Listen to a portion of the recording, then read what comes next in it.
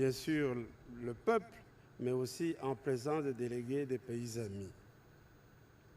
Alors, on peut rappeler que la première prestation de serment que nous ayons connue est bien sûr celle du président Kasavubu, qui date du 27 juin 1960, une prestation de serment qui s'est déroulée devant le Parlement, réuni en congrès, mais également en présence des délégués qui étaient déjà là pour la fête.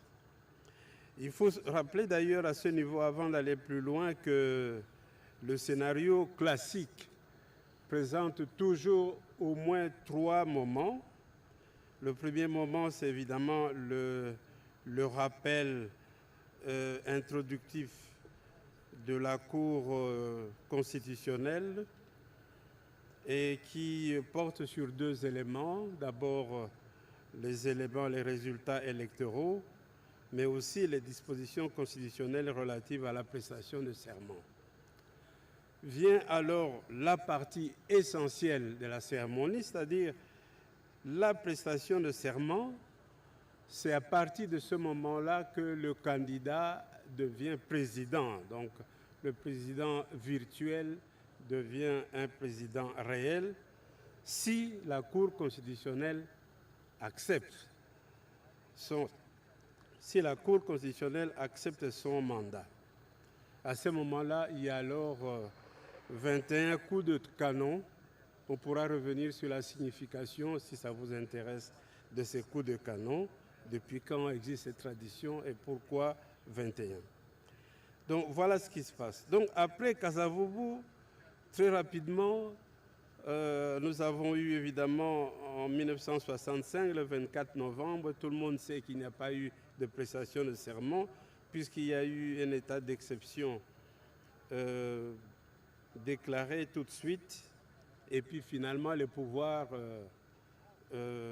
spéciaux accordés au chef de l'État. Mais je dois dire qu'en 1965, la Chambre des députés, le président de la Chambre des députés et le président du Sénat avaient accepté de donner leur accord au coup d'État dans la journée du 25 novembre.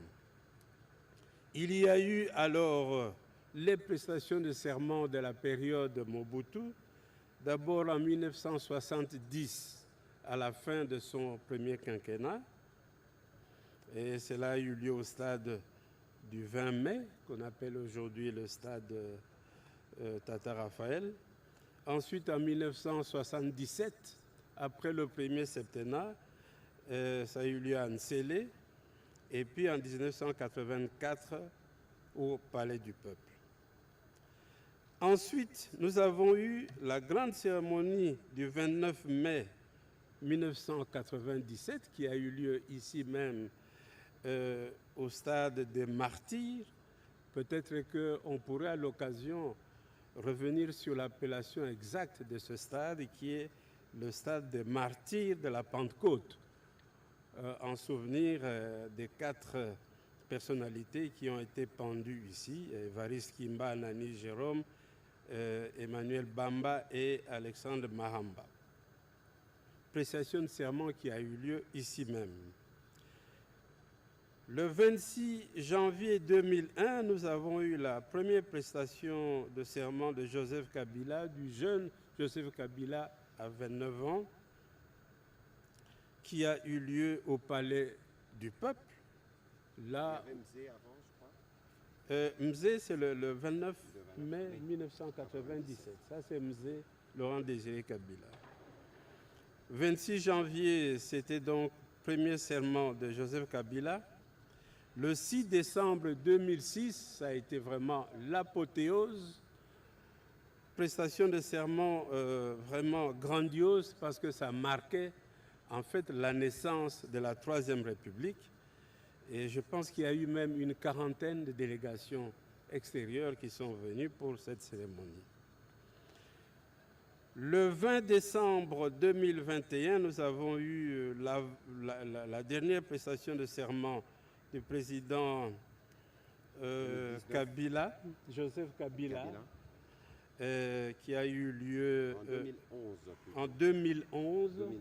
en 2011 qui a eu lieu à la Cité de l'Union africaine et où il n'y a eu qu'un seul chef d'État étranger, le président Mugabe, qui était présent.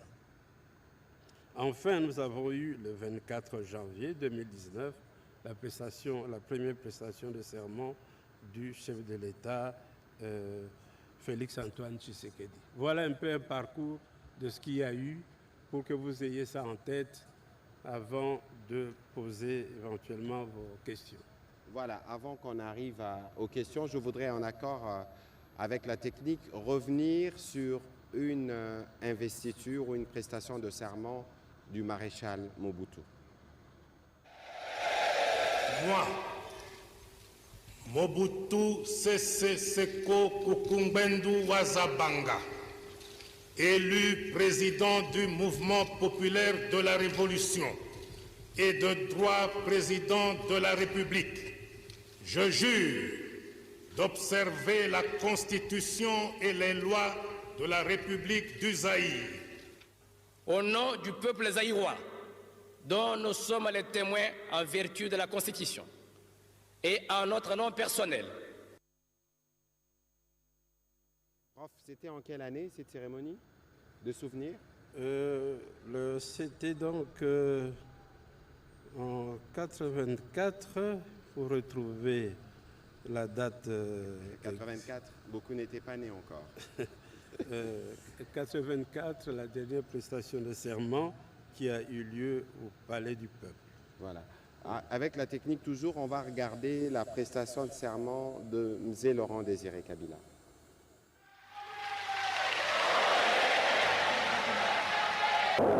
Moi, Laurent Désiré Kabila, président de la République, je jure fidélité à la nation, obéissance aux dispositions légales de l'autorité de transition et notamment au décret loi constitutionnelle numéro 3 du 27 mai 1997 relatif à l'organisation et à l'exercice du pouvoir. Fait à Kinshasa le 29 mai 1997. En 1997, beaucoup étaient déjà nés. On va terminer sur ce chapitre de rappel avec un extrait d'une prestation de serment du président Kabila et puis nous aurons l'occasion de prendre vos questions.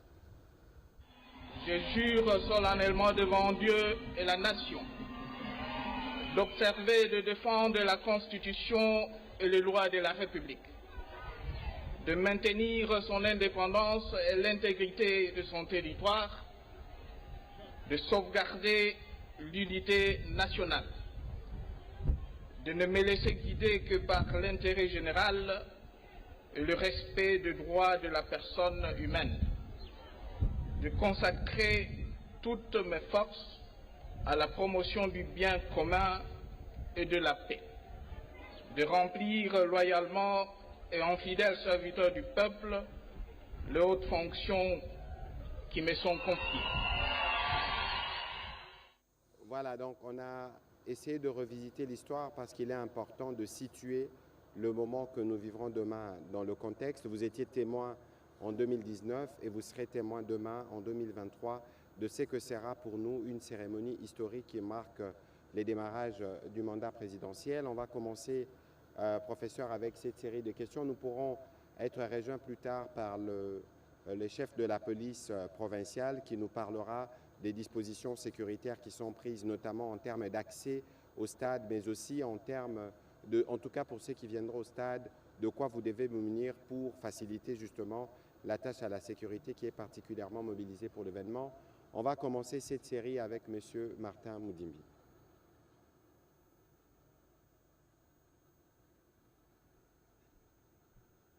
Voilà. Merci, Monsieur le ministre. Hier, on avait suivi, demain, il y aura 21 coups de canon qui vont retentir.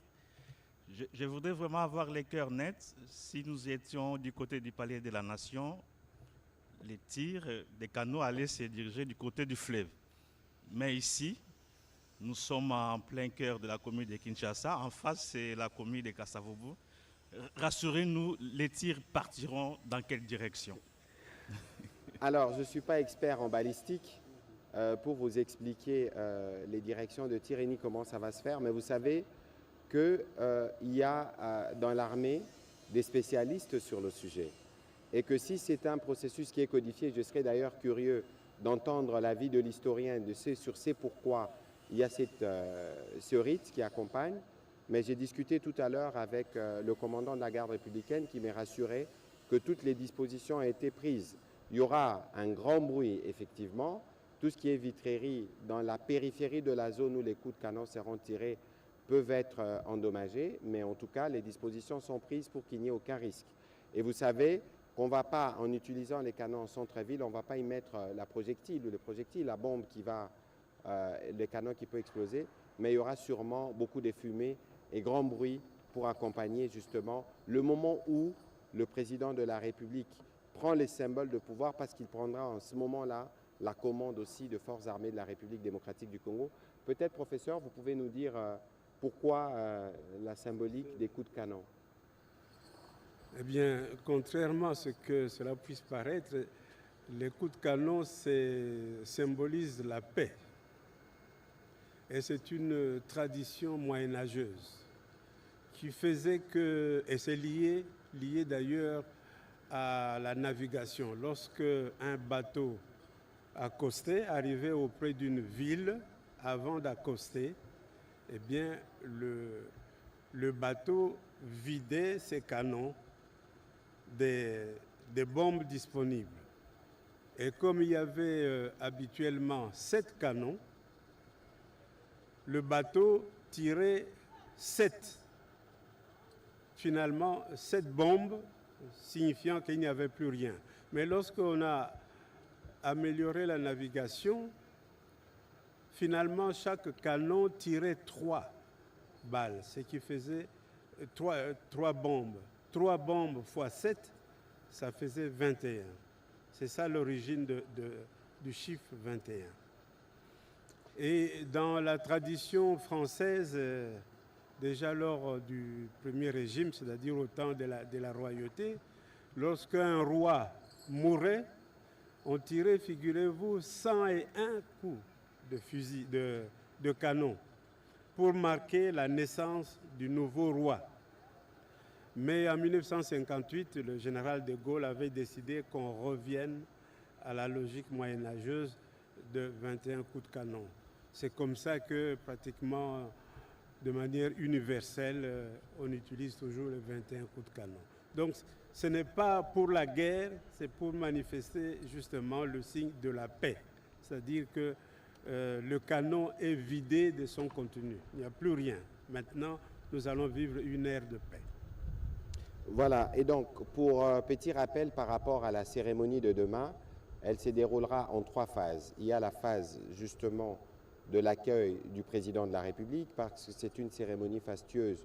Vous verrez ce que nous n'avons pas l'habitude de voir en termes de rituel qui va accompagner l'entrée du président de la République dans ces stades. Dans un deuxième volet, il y aura l'ouverture de l'audience qui sera précédée évidemment par l'ouverture de banc. L'ouverture de l'audience qui se déroulera quelque part derrière moi, où le président de la République va prêter serment devant la Cour. Et c'est justement lorsque il finit de prêter serment et qu'on lui remet les éléments du pouvoir, l'étendard, mais aussi il sera décoré demain par les chanceliers des ordres nationaux, c'est en ce moment-là qu'il y aura retentissement de coups de canon. Et puis, il recevra des symboles du pouvoir traditionnel. Ensuite, il aura à faire son discours et puis il y aura plus tard la fermeture de bancs, les défilés et toutes les activités qui vont s'en suivre. Et donc, on va prendre la question de M. Patrick Lacoué.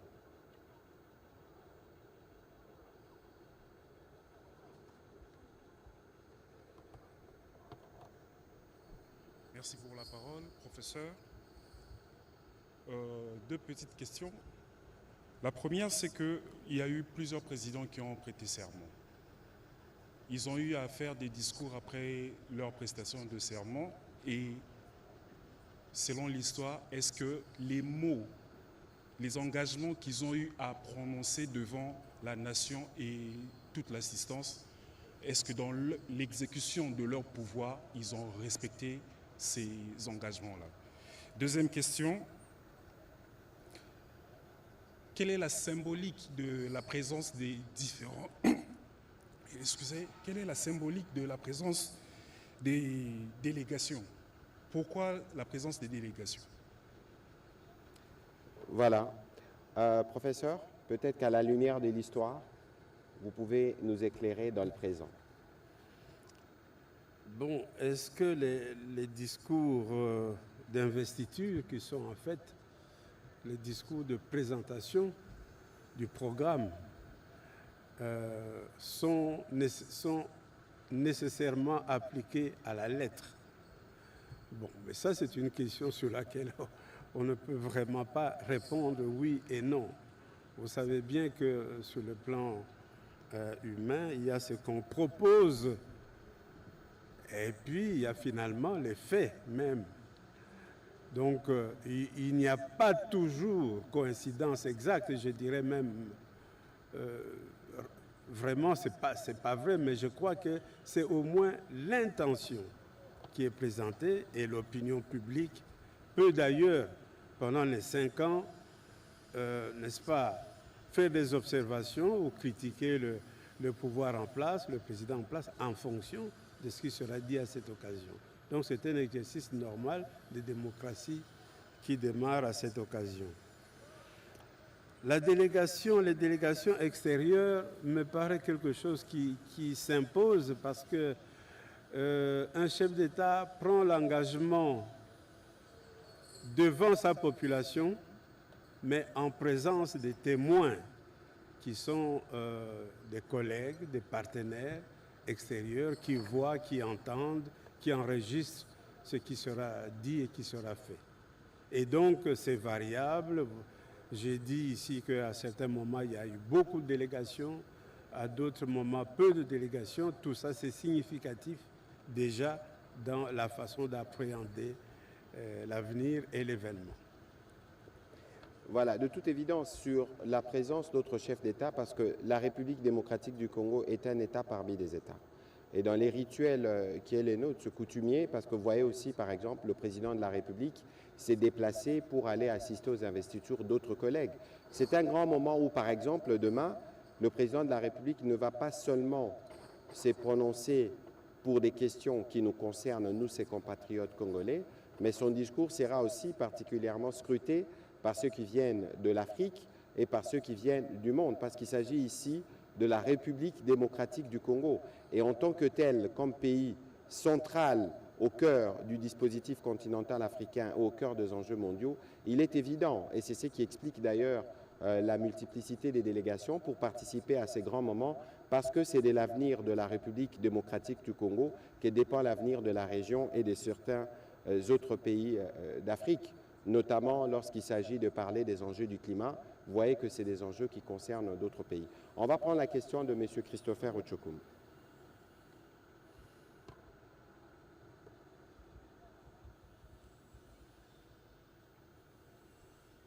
Voilà. Bonsoir.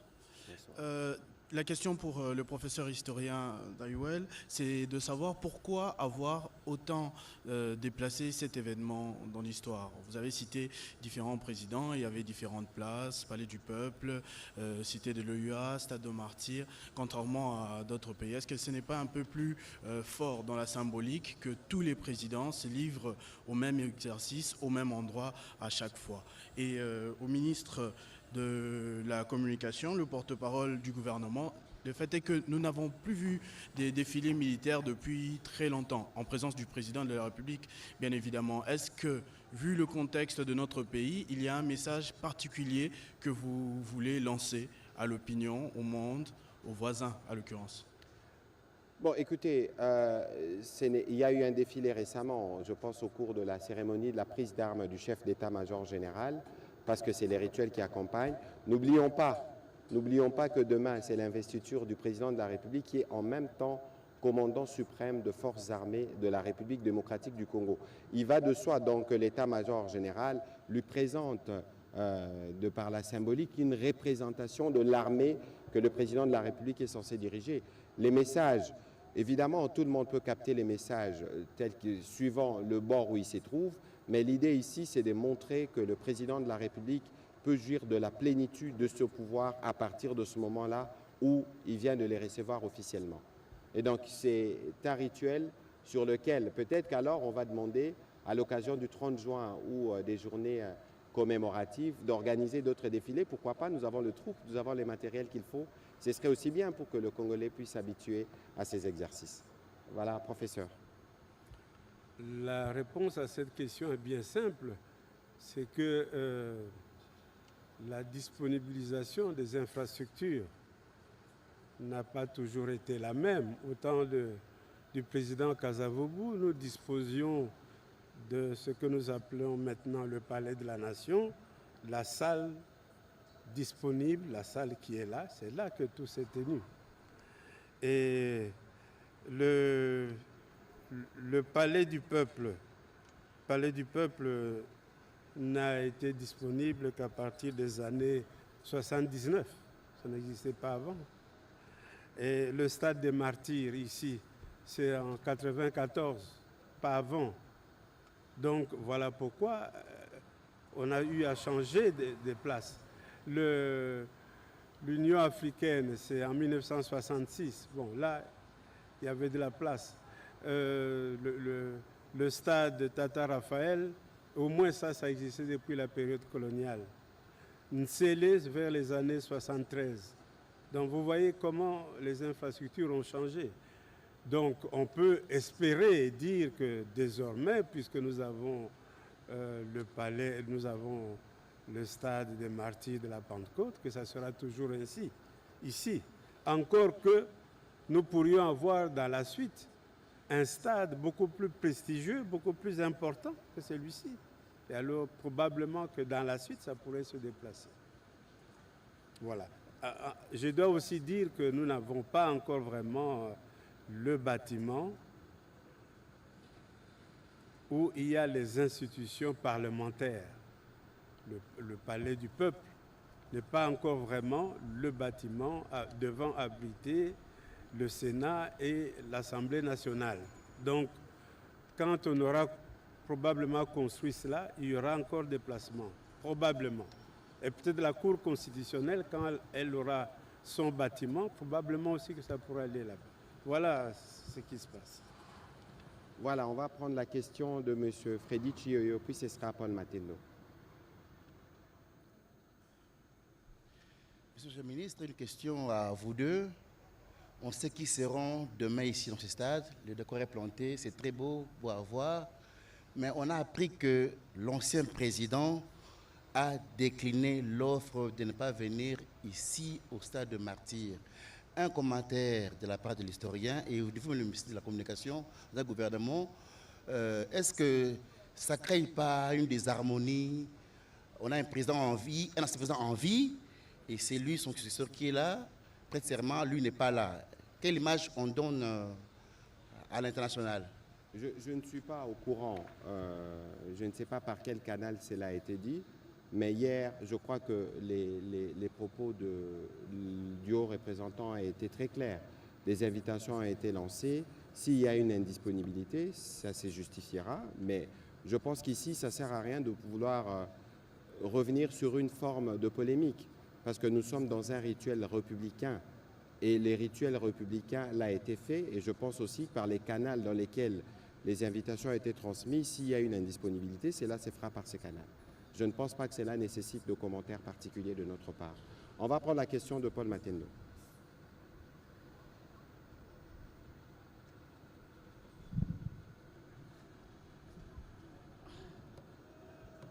Merci beaucoup, monsieur le ministre.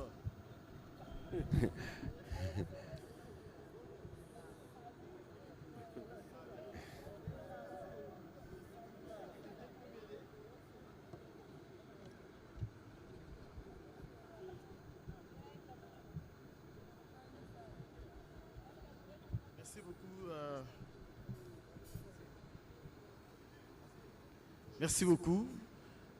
Merci, Monsieur le ministre. Ma question s'adresse au professeur Ndayouel. J'ai vu ici, au Stade des Martyrs, une forte présence des autorités coutumières. Comment le professeur Ndayouel relie l'événement de demain à la présence des autorités coutumières? Quelle est l'influence des autorités coutumières par rapport à l'événement de demain? Merci. Je crois que le président de la République est aussi dépositaire du pouvoir coutumier. Peut-être que, professeur...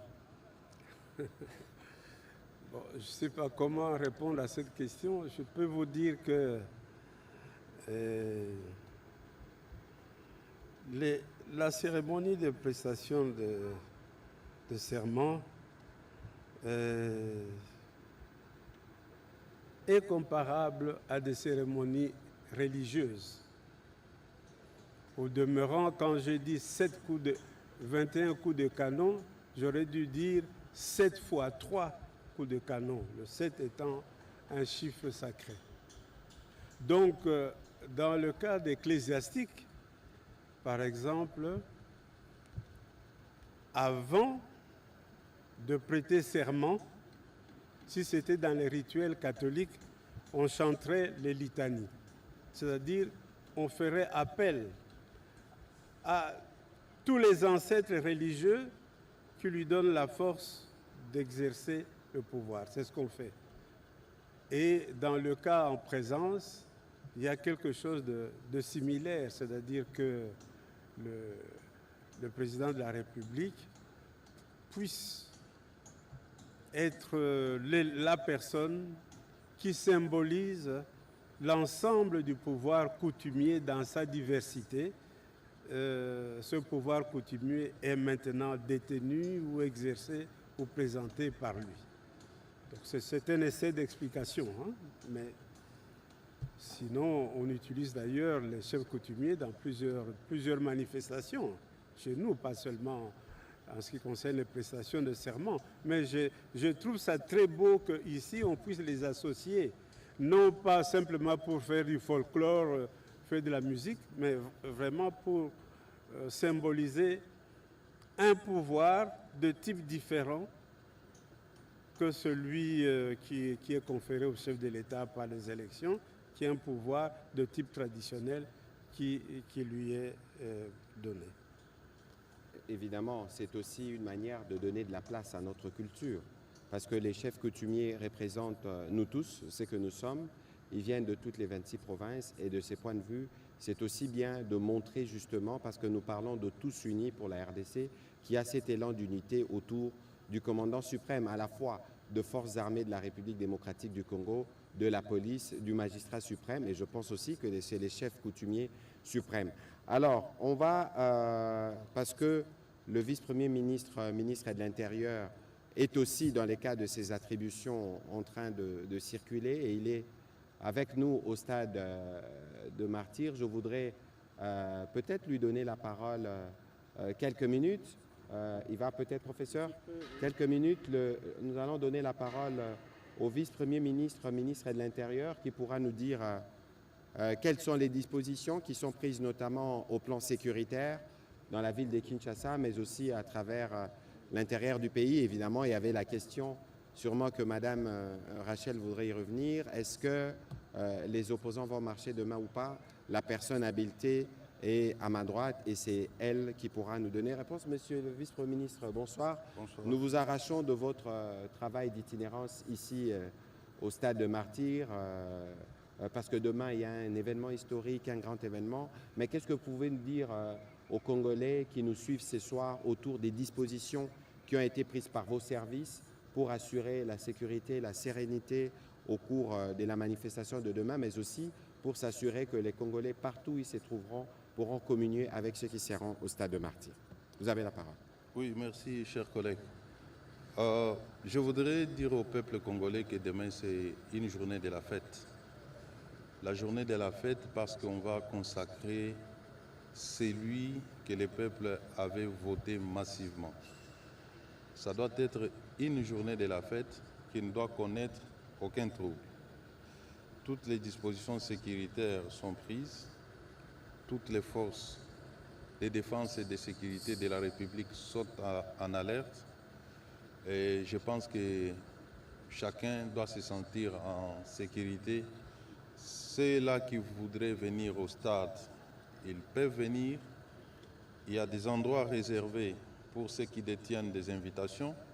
Il y a d'autres pour la population en général. Il suffit de se soumettre à l'organisation des services de l'ordre pour que vous puissiez entrer au stade et assister à cette cérémonie historique et grandiose. Je rappelle que pour demain, l'itinéraire, l'avenue des Huileries sera dédiée pour les chefs d'État et les chefs des délégations. Et donc, ce n'est pas conseillé de prendre Huileries. De toute façon, la route sera fermée. Mais toutes les autres voies d'entrée au stade de Martyrs seront ouvertes. Mais il faut s'élever tôt parce qu'il faut commencer l'accès au stade très tôt. Nous allons conseiller à ceux qui veulent venir au stade demain d'avoir des dispositifs légers. Ça veut dire que pour les dames, vous pouvez avoir votre téléphone, un petit sac, vous avez un papier mouchoir, mais il ne faudrait pas s'encombrer parce que ça risque aussi de prendre beaucoup de temps pour la sécurité parce que nous devons nous assurer que cela soit des mises pour tout le monde. Alors, il est conseillé à tous ceux qui vont se mobiliser demain de venir munis des drapeaux. Ce serait l'idéal parce que c'est les drapeaux que nous allons célébrer demain parce que le président de la République, nous l'avons dit, tous unis pour la RDC et demain, c'est les débuts officiels de son mandat. Il serait souhaitable que nous profitions de ce moment pour célébrer ce qui nous unit tous. Alors, Monsieur le Vice-Premier ministre, peut-être qu'exceptionnellement, vous pouvez accepter de répondre à une ou deux questions parce qu'il y a la question qui est revenue hier, notamment sur la manifestation annoncée par certains opposants. Est-ce que vos services ont été saisis? Non. Avant de monter sur ce plateau, j'ai appelé les gouverneurs de la ville pour qu'ils me disent si oui ou non il a réceptionné la lettre des opposants. Il n'en est pas le cas. Je pense qu'ils doivent avoir renoncé à leur projet pour laisser les Quinoises et les Quinois et surtout les Congolais en général célébrer ce bon moment d'investiture de notre chef. Donc, j'informe à la communauté nationale que les services de l'hôtel de ville de Kinshasa n'ont reçu aucune correspondance tendant à demander l'organisation d'une marche sur la ville. Voilà, Monsieur le Vice-Premier ministre. Alors, peut-être une question alors qui sera strictement liée à l'organisation de l'investiture. Monsieur Serge Seka, si vous avez une question rapidement, parce que le Vice-Premier ministre doit continuer son travail d'itinérance et s'assurer que tout est bien en place pour la grande cérémonie de demain. Venez, s'il vous plaît, au micro rapidement. Merci, Excellence, pour la parole. Meilleurs vœux à vous-même et au ministre de l'Intérieur. Deux petites questions. L'investiture se passe à Kinshasa. Le professeur venait de l'expliquer. C'est la fête, on va tirer les coups de canon, on va célébrer. Mais Kinshasa est dans une situation, je parle par rapport à son administration, une transition au forceps en ce moment. Et comment cela va se passer face aux incertitudes, face à certaines résistances, quoi? Parce que la fête se passe à Kinshasa. Première question. Est-ce que nous ne sortons pas un peu du sujet? Parce que, évidemment, le VPM qui a suffisamment d'arguments, l'effort que nous devons faire, parce que nous avons fait une remontée historique, parce que nous voulons rester dans la thématique de l'événement. Et vous voyez que toutes les dispositions sont prises pour que tout se passe très bien. Donc peut-être que le VPM pourra faire un commentaire, mais c'est une remarque qui nous concerne pour que nous puissions nous assurer que nous restons dans le cap de la conversation. Merci, Excellence, mais ça représente quand même une certaine opinion qui vaut la peine de le dire ici. Pour vous répondre, je vais vous dire que la ville de Kinshasa sera pleinement en fête demain. Je n'ai pas d'autres commentaires à faire. Dernière question, si vous le permettez. Alors, ça sera la fête. Je suis dans cette mouvance-là, je suis dans le thème. Mais pour ceux qui ne partageraient pas cet enthousiasme, soit ceux qui ne seront pas à la fête, quel sera le message qu'on pourra transmettre, même en filigrane, à travers cette cérémonie d'investiture? Signifie quoi, M. Serge Seka? Pardon? Ceux qui ne seront pas à la fête signifie quoi? Parce que la fête de demain, c'est les drapeaux. La fête du demain, c'est les présidents de tous les Congolais, majorité comme opposition. Alors, qu'est-ce que vous voulez nous faire ressortir? Vous avez répondu. Mais voilà. Il y a quand même une opinion qui ne voit pas les choses de la même façon. Merci, Monsieur le Vice-Premier ministre. On va vous libérer pour continuer à faire le tour, sauf si vous avez un petit commentaire à faire, peut-être en je Lingala, pense pour Banakin Bayoka. Je pense avoir répondu aux préoccupations de nos compatriotes. Na Lingala, na Goloba, lobby ezali mokolo a fête, quinoise et quinoise, mi sentir à l'aise ici aux Ali. Ce que Olingioa na stade Yaka, ba place ya ofele ezali, ba kaka ko se soumettre na ba exigence ya ba force de l'ordre, c'est-à-dire les services des forces de défense et de sécurité. Oyo bazali tout autour ya stade ko respecter ba directive na bango banzela mususu ndeko nangai auti koloba awa et kozala barricade juste pour permettre ba inviter ba responsable ya ba institution ba leka na ndenga malamu embouteillage ezalate discipline ezala na kata stade toutes les dispositions sécuritaires visibles comme invisibles sont là oyo akoya na esprit ya mobulu akokutana na ba force de l'ordre va neutraliser mais le col les a fait j'espère que Mutamubulu a kozalate ezali fête ya Congo mobimba ezali consécration ya victoire ya peuple oyo aponi président Félix Tshisekedi mokonzi mboka na biso esengeli donc soki ozwi occasion à stade okoti na kimia soki pe ozwi occasion te olandi na télévision boyebi bilili ya télévision nationale na biso mikolo oyo ezali kitoko mingi okolanda pe na kata ndako makambo nyonso ekoleka bien. Voilà, merci beaucoup monsieur le vice-premier ministre d'avoir participé à cet exercice. Nous avions avec nous le chef de la police de Kinshasa parce qu'ils sont tous mobilisés. Mais je vous en prie monsieur le vice-premier ministre, peut-être que lui pourra avant de terminer nous donner des précisions sur les accès, les routes et donner quelques conseils pratiques à ceux qui voudront venir. Peut-être que je veux inviter les chefs de la police rapidement à venir un peu repréciser dans certains détails côté la stade Wapi, Zelani Nifoba Leka, Erni Nifoba Lamuka. Monsieur le chef de la police, je vous invite pour venir nous dire quelques mots.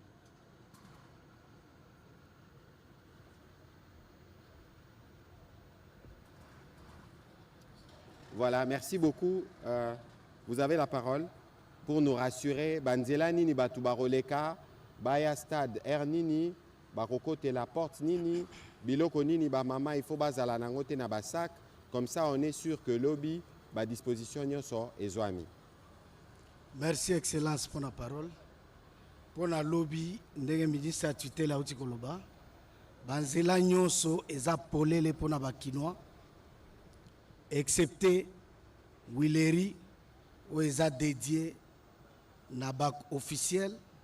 Na bapaya oyo baye kotala biso nyonso eza pona biso pona koya kotondisa stade à l'occasion ya investiture ya mokonzi ya mboka lobi bazela nyonso e ba disposition ezwami kaka pona contrôle to sepeli pe ndenge opesi conseil moto aya un peu léger pona ko faciliter observation à ma service à koleka na kimia pe à participer na fête calmement.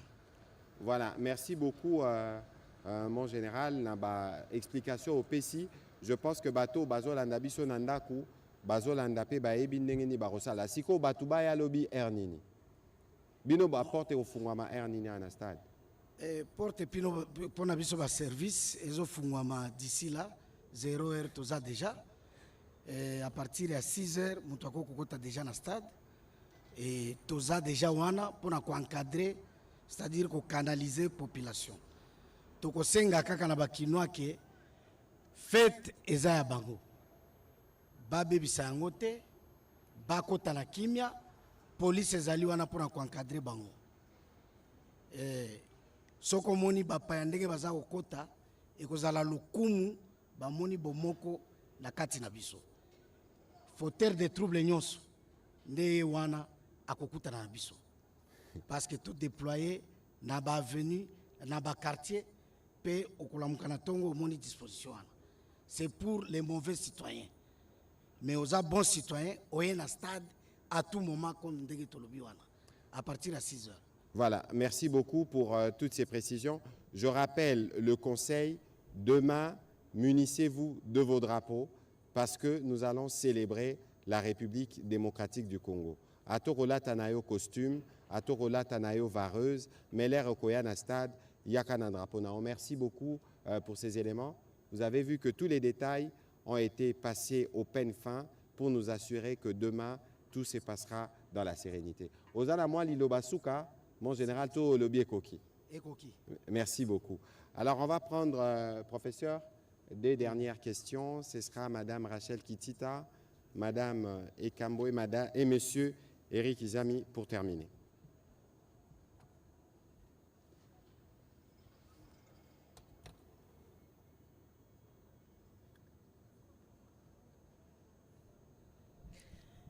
Merci beaucoup, Monsieur le Ministre, pour la parole. Quelques petites questions à l'historien, professeur Isidore Ndayouel. Je reviens sur la formule du serment que prononcera le président Félix Tshisekedi demain.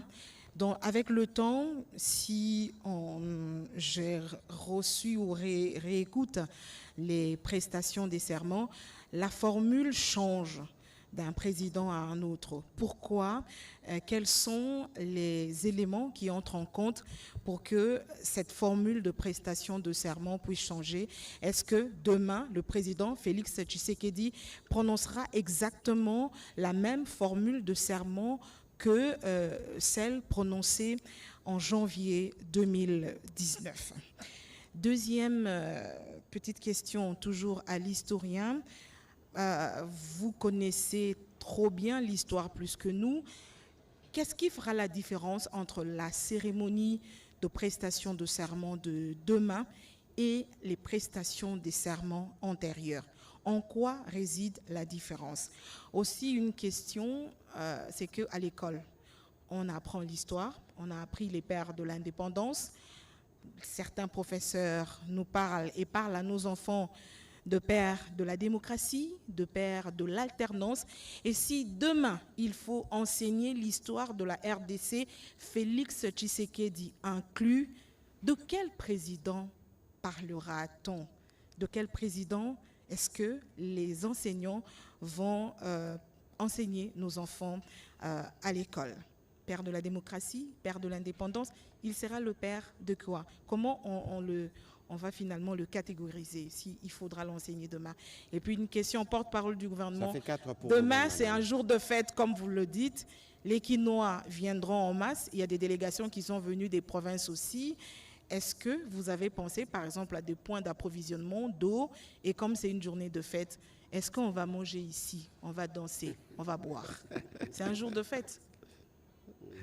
Merci beaucoup, Madame Rachel Kitita. On va donner la parole au professeur et puis je pourrai revenir pour répondre aux aspects de la question que vous avez posée. Oui, merci pour les questions. La formule qui sera utilisée par le président Tshisekedi demain est exactement celle déjà utilisée en 2019. Pourquoi? Parce que nous sommes en présence de la même Constitution. Le texte de serment n'est pas une composition du président. Il n'a rien à y ajouter ou à retrancher. Il doit dire exactement ce qui est dit dans la Constitution. Il se trouve que depuis ce temps-là jusqu'à aujourd'hui, nous avons changé de constitution. Kasavubu l'a fait sur la loi fondamentale. Le président Mobutu l'a fait sur la loi du 24 juin 1967. Dans ces différentes variantes, le président Mzee Laurent Désiré Kabila l'a fait sur base de la loi constitutionnelle dont il a parlé, et le président Joseph Kabila, comme le président Tshisekedi, le font sur base de la Constitution du 18 février. Voilà ce que je peux dire. Alors, qu'est-ce que c'est cet élément, ce serment apporte? Quel est le contenu. Qu'est-ce qu'il y a de plus? Je pense que ce qu'il y a de plus, c'est que voilà, le président Tshisekedi vient d'avoir un premier mandat qui a été, comme pour tout le monde, un mandat où il y a bien sûr beaucoup de réalisations, mais également un mandat marqué par une sorte d'apprentissage dans l'exercice du pouvoir. Nous entrons maintenant dans un deuxième mandat qui est en principe le mandat de la maturité. Et c'est le cas, à mon avis, pour tout président qui a la chance d'avoir un second mandat. Troisièmement, père de l'alternance ou quoi? La question de savoir pourquoi on doit chaque fois donner un titre à un chef de l'État. Pour être père de quelque chose, on ne va pas être nécessairement chef de l'État. Nous avons effectivement les pères au pluriel de l'indépendance. Et lorsque nous parlons des pères de l'indépendance, il n'y a pas que des chefs d'État. Il y a aussi d'autres personnalités. On pourra parler des pères de la démocratie, c'est aussi une pluralité de personnalités, mais pas forcément liées à des étiquettes aux chefs d'État. Donc il faut savoir aussi que dans notre République, dans notre pays, en plus des chefs d'État, il y a les citoyens lambda, il y a d'autres personnalités qui ont des apports appréciables dont il faut tenir compte lorsqu'il est question de l'histoire. Voilà, Madame Rachel, les serments est constitutionnel, donc c'est l'article 74 alinéa, je pense 2 ou 3, pour ceux qui ont des constitutions, ils peuvent les lire, c'est une formule qui est donc consacrée et le président de la République les lira demain devant la Cour. C'est cela qui va consacrer justement le serment qu'il prend devant le peuple congolais. Alors, sur l'autre aspect de votre question, évidemment, il y a des invités de marque pour qui il y a des dispositions qui sont prises en termes je pense, de dîner ou d'activités particulières. Mais pour les autres aspects, je crois qu'il y aura d'autres communications qui feront suivant l'organisation par rapport à telle structure qui s'est mobilisée de telle manière ou de tel endroit. On pourra revenir dessus et ce sera sûrement par vos canaux que nous passerons. On va prendre Madame Christiane Ekambo et Monsieur Eric Izami pour terminer, s'il vous plaît.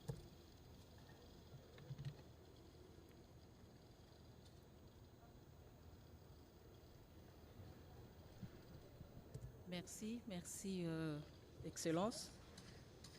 Excellence, vous avez parlé des 3 phases de la cérémonie d'investiture du président de la République. Il y a l'accueil, il y a l'ouverture des bancs qui précède l'audience publique et il y a la remise des attributs du pouvoir au président de la République. Je pense que la question s'adresserait directement au professeur Ndayouel. Quand on parle des attributs du pouvoir, quels sont si je pourrais dire, ces objets? Qu'est-ce qu'on donne, on remet au président de la République? Et aussi, pourquoi parle-t-on, quelle est la différence qu'on doit faire ici entre la publication des bancs et l'ouverture des bancs?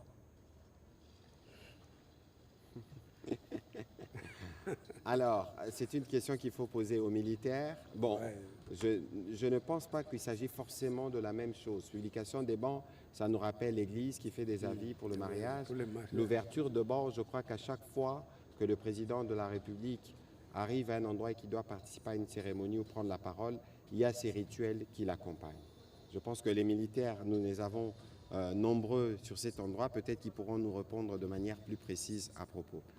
Professeur, quels sont justement ces outils ou ces choses, entre guillemets, qu'on donne au président de la République et qui symbolisent le pouvoir? D'abord, l'ouverture des bancs, je pense que c'est simplement le début.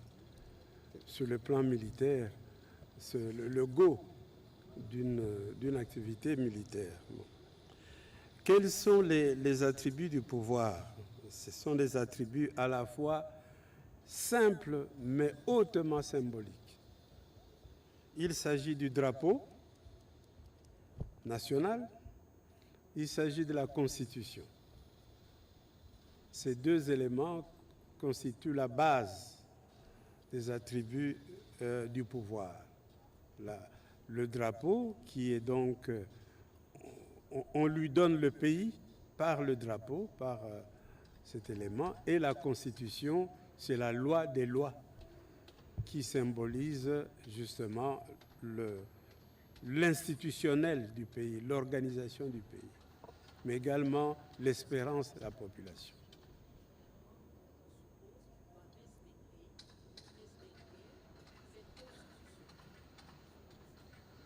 Je n'ai pas entendu la suite. Non, elle demande, on suppose que les présidents doivent respecter cette constitution. C'est ça la question. Il va de soi. Il va de soi parce qu'il prête serment justement. Bien sûr, tout le monde.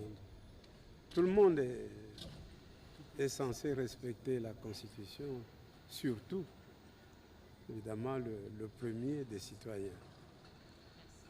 Il en est les garants. Alors, on va prendre la dernière question de M.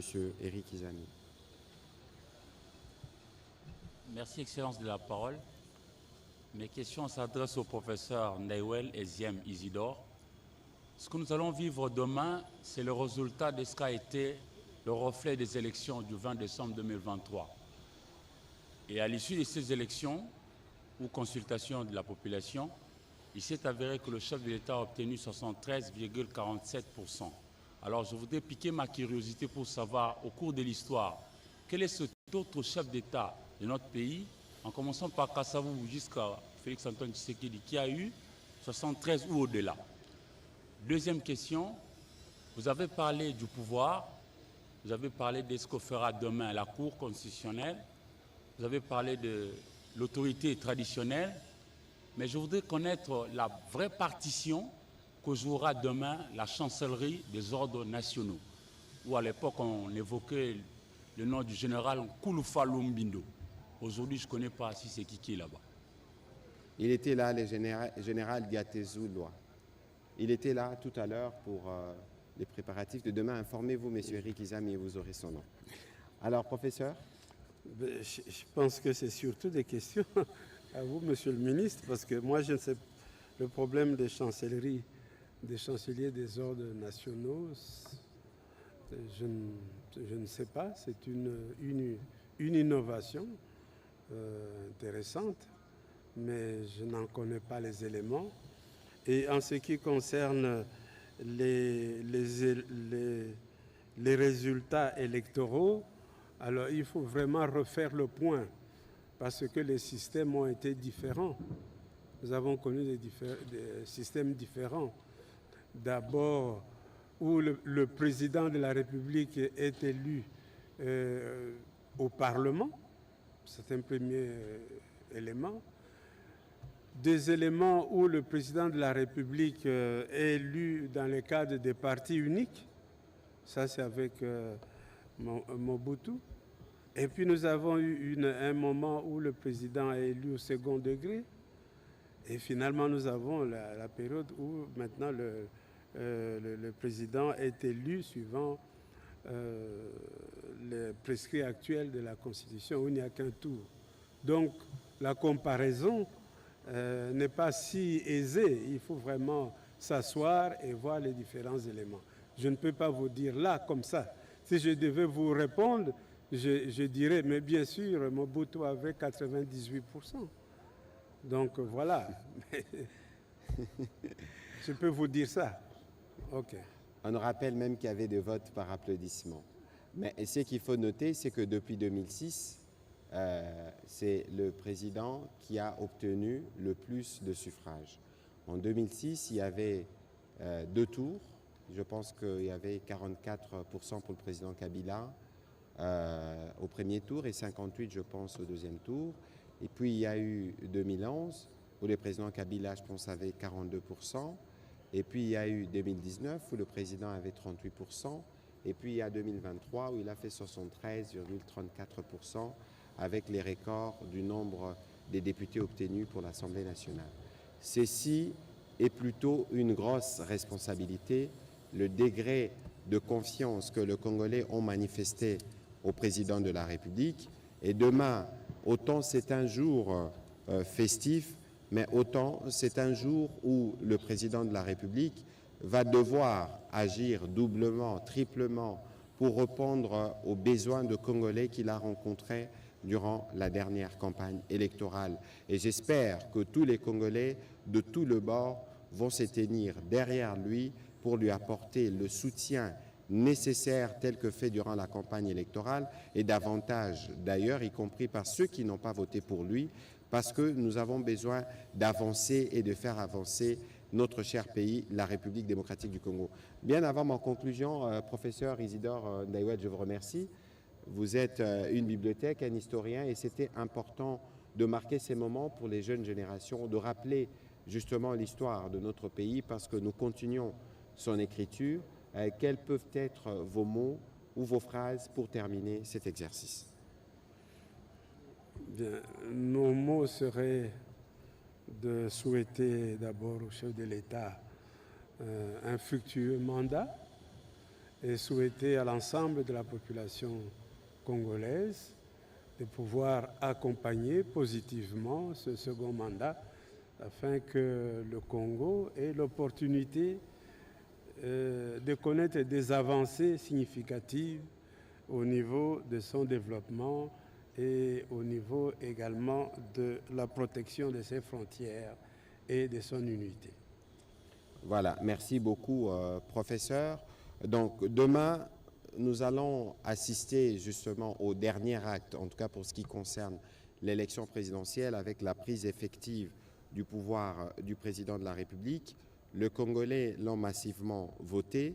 Il va prêter les serments constitutionnels tels qu'on l'a rappelé tout à l'heure sur la base de l'article 74.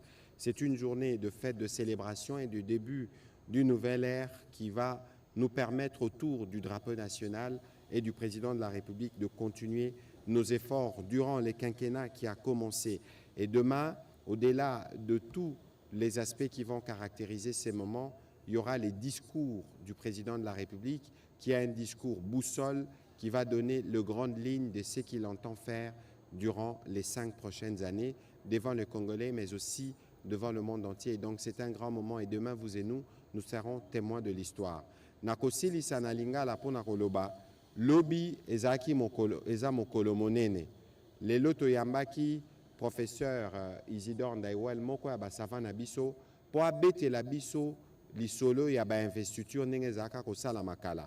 Bomonaki ya maréchal Mobutu, ya président Laurent Désiré Kabila, topé ya président Kabila, et puis toye ko limbolela bino oye kosala malobi na président Félix Antoine Tshisekedi Tshilombo. Po bano bazolanda biso, bana mike bazotala télé, topé bakolo, bayebake na histoire politique ya mboka ezalaka na ba moment moko oyo etikalaka neti ba souvenir ya motuya. Mokolo alobi eza mokolo moko etikaka pe ba souvenir ya motuya.